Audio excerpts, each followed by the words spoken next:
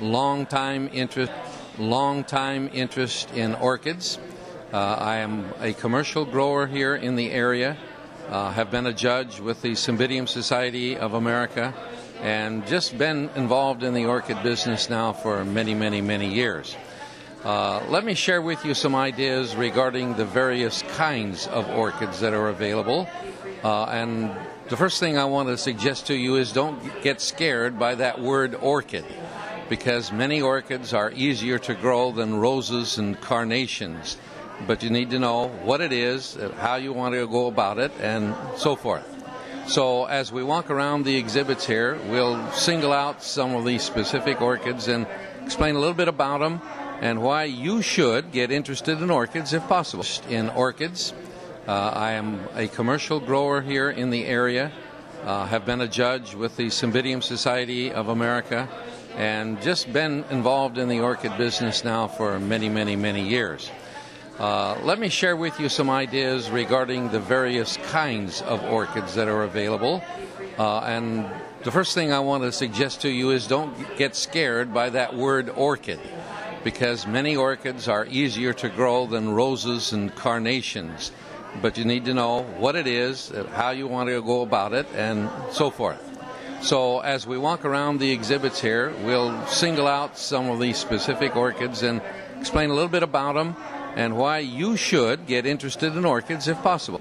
We're at the Five Cities Orchid Show, March 7, 2004. This is an exhibit here of the Sunset Orchid Company out of South San Francisco area. And you can see quite a wide variety of things here. On the left are a couple of very nice, large Lycastes, originally from the Central America area. Across the back, we get a display of intergeneric odontoglossums. In the middle is a Masdevallia. Here we have a Cymbidium, and over here on this side some more Lycastes. As you can see, a lot of varied variety of things, a lot of beautiful, magnificent color. And this, of course, is one of the orchid growers that specializes in these kinds of things. Except for the Cymbidium, most of these orchids would require a controlled environment such as a greenhouse.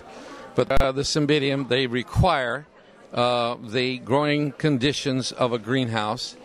But in this area, the Cymbidium will grow out of doors. They're hardy down to 30 degrees before they require protection. So you can see, you can have some beautiful things grown out of doors in this area. This is another one of the displays from the show. On our left here, in shades of blue and maroon, the Vanda from Southeast Asia originally. And these require considerable amounts of nighttime heat. They're very warm, very tropical, but as you can see, also very beautiful. If you wanted to grow these, you'd have to first consider providing the kind of an environment that would permit them to exist. In the same family are the Rhincostylus here. In the center here, we have some old Oncidiums and some Miltoniopsis. At the top, some of the epidendron types. And over on the far right, two or three examples of the Phalaenopsis family, also from Southeast Asia, also requiring minimum nighttime temperature of about 60 degrees. So you'd have to provide the environment that would allow you to grow these under those conditions. Is a society exhibit that is put in by one of the local orchid societies. And as you can see, drawing from its membership, a wide variety of genera shown, depending on what the individual members have, starting with Cymbidiums on the right, some Dendrobiums, and in this area, some Phalaenopsis in this area.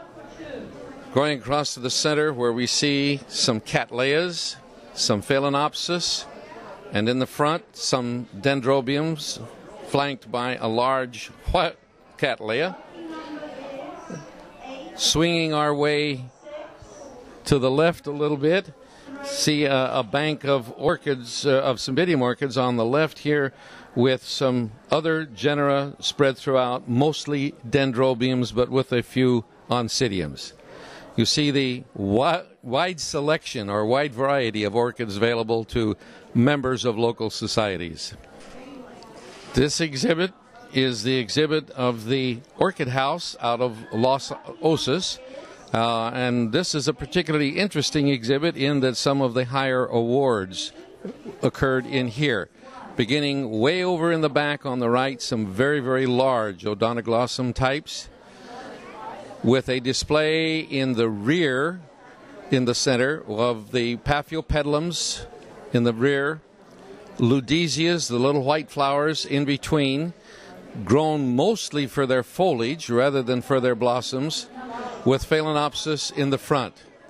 And again, over here on the far left, some more of the tall Odontoglossum types, with, of course, according to the theme of the show, orchids on parade, showing the orchid parade route. In the lower left-hand corner here is a Lycaste, which was voted by the judges of the American Orchid Society and the Cymbidium Society of America as the best orchid in the show. Lycaste Ryan Thomas.